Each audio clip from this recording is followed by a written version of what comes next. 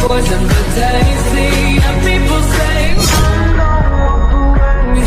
Teman-teman sekalian yang dirahmati Allah Subhanahu wa taala, yang semoga selalu dijaga hatinya oleh Allah Subhanahu wa taala agar selalu thiqah billah, agar selalu percaya dan yakin kepada Allah Subhanahu wa taala.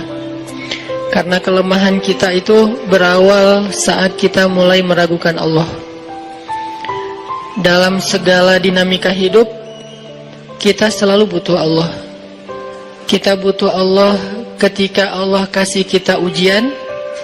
Bahkan tetap kita butuh Allah ketika Allah kasih kita nikmat. Kalau kita butuh Allah saat diuji, agar kesabaran kita terjaga. Karena orang yang tidak ditemani atau dibersamai oleh Allah Subhanahu wa taala ketika dia sedang diuji, maka dia akan mudah untuk berkeluh kesah, bahkan berputus asa. Kebersamaan Allah kepada dia saat dia diuji itu adalah Allah Subhanahu wa taala menghibur hatinya. Allah Subhanahu wa taala menenangkan hatinya. Allah Subhanahu wa taala menghidupkan hatinya dengan nikmat iman. Ala bidzikrillahi tatmainnul qulub. Innamal mu'minun idza dzukirallah wajilat qulubuhum. Bukankah dengan mengingat Allah hati menjadi tenang?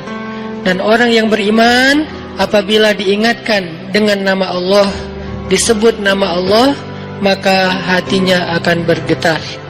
Ini bentuk hambanya ketika dia dalam keadaan diuji. Allah menghiburnya dengan kalimat, alam yajidka yatiman fa'awa, wa wajadaka dhallan fahada, wa wajadaka ailan fa'aghna. Allah menghiburnya dengan kalimat, inna a'tainakal kautsar. Allah menghiburnya dengan kalimat, kalla saya'lamun, summa kalla saya'lamun. Allah menghiburnya dengan kalimat, la tahzan, innallaha ma'ana. Ini adalah ketika Allah membersamai seorang hamba saat dia dalam keadaan diuji. Allah membersamai hamba juga ketika dia dalam keadaan diberi nikmat. Karena tanpa itu, maka seseorang akan jatuh justru kepada dosa-dosa karena dia mendapatkan banyak kenikmatan hidup. Kalau Allah Subhanahu wa taala tidak menjaga dia saat dia diberi nikmat, maka nikmat itu justru menjadi jalan bagi dia untuk terjerumus kepada banyak dosa. Justru nikmat itulah yang menjadi penghalang bagi dia untuk mengingat Allah.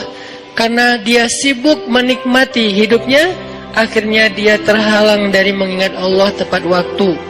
Sibuk menikmati hidupnya, terhalang dari Allah untuk bangun tengah malam.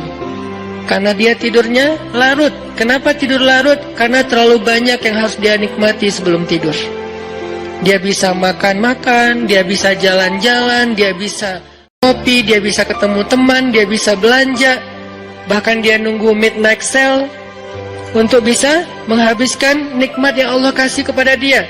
Sehingga akhirnya tidurnya terlalu larut, lalu dia tidak bisa bangun untuk menghadap Allah, curhat kepada Allah. Hal yang selama ini dia lakukan justru ketika dia diuji oleh Allah.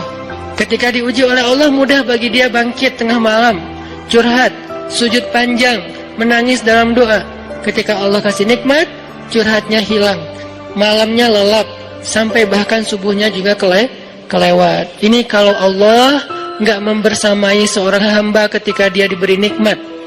Sehingga orang yang seperti ini, kalau dalam keadaan seperti ini terus-menerus dalam jangka waktu yang lama, nanti dia akan terjebak di dalam istidraj.